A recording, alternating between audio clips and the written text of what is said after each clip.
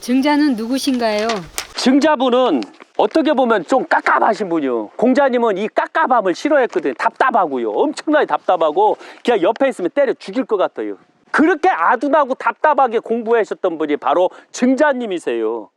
증자님 탄씨는 BC 505년에 태어나셨고 BC 435년에 돌아가셨어요. 이름은 증삼이고 자는 증자셔요. 존칭은 원래는 자는 자여였지만 그냥 지금은 저는 증자라고 해요. 그리고 원문 3년에 성국 종성공으로 추봉되었고 2023년 현재 성균관 대성정 공문사당 위패에 표기되는 공식 존호는 후에 공자의 적통을 이어받았다라고 평가가 되고 공자님 증자 나이 공자님하고 증자님 나이 차이는 46세 차이에요. 부친 중점도 공자님 제자셔요. 그리고 공자님이 본 증자는 쉬운 얘기로 미련하다, 답답하다. 왜냐하면 미련하였으나 아내 다음으로 증삼은 공자님 말씀을 잘 기억하고 잘 실천했어요. 행동으로. 그래서 어떤 면으로서 행동을 했기 때문에 우측에다 세웠나 봐요. 이 면 때문에. 그래서 공자님은 손자인 공구부의 스승으로 정하셨고 증자는 제자들 중 최고 또 효자였어요.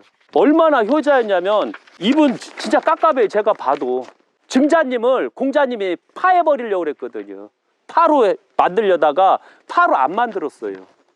증자님이 깨우치는 바람에. 증자의 효를 공자가 보기에 공자 가어에서 보면 증삼이 아버지 증점에게 잘못을 저질러 맞을 때다. 증삼은 화를 내며 큰 몽둥이를 들고 증자의 등을 쳤다. 증자는 땅에 엎드려 기절했다. 그냥 큰 두꺼운 몽둥이 패니까 기절해버린 겨. 잠시 뒤 깨어난 증삼은 아버지께 나아가 말했다.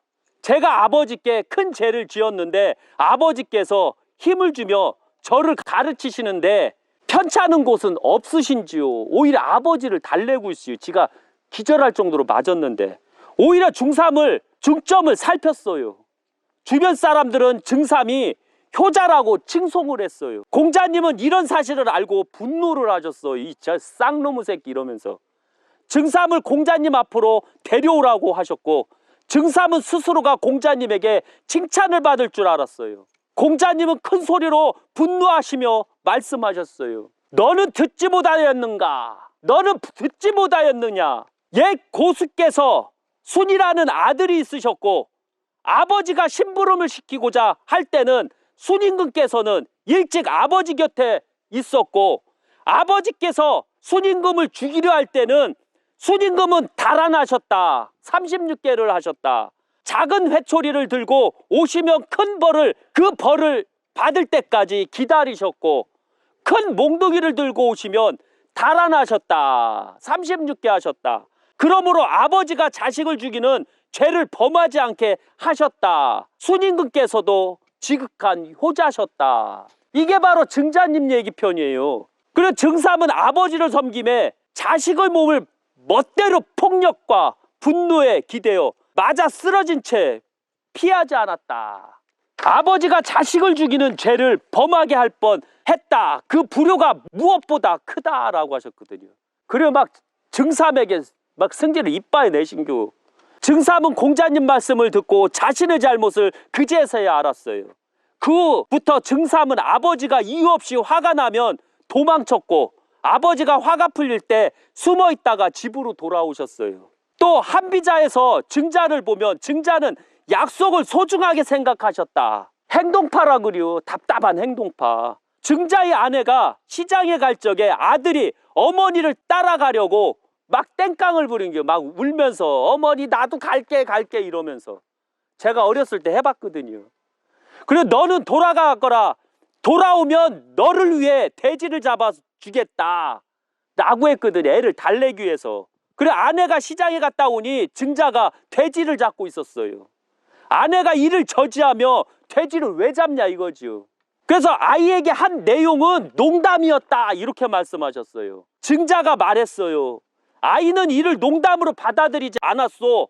아이는 아는 것이 없으니 부모에게 기대어 배우고 부모의 가르침을 듣는데 지금 당신은 아이를 속였으니 이는 속이는 걸 가르치는 일이오.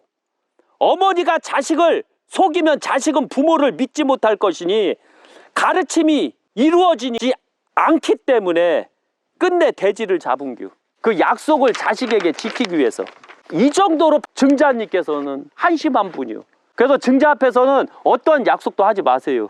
괜히 실행 가요. 행동 가고. 그러니까 그 부인이 귀한 돼지를 증자가 막 잡고 있으니까 이거 환장했던 거예요. 이해 가시겠죠? 그 정도로 증자분께서는 너무 답답하셨어요. 그리고 논산에 있는 이 증자님은 다시 세워야 돼요. 여기 있는 분들 다 다시 세워야 돼요. 공자님하고 거의 40세 차이 나는데 뭐 이렇게 늙었대요. 안 그래요? 말도 안 되지. 그리고 여기에 써있는 명을 놓는 게 아니라 증자 이렇게 써야 돼요. 이 원나라 때 썼던 걸 쓰면 안 돼요. 공자님이 계시니까 그런 게요. 딴 데서는 그렇게 써요. 그러나 공자님 앞에서는 그렇게 쓰면 안 돼요.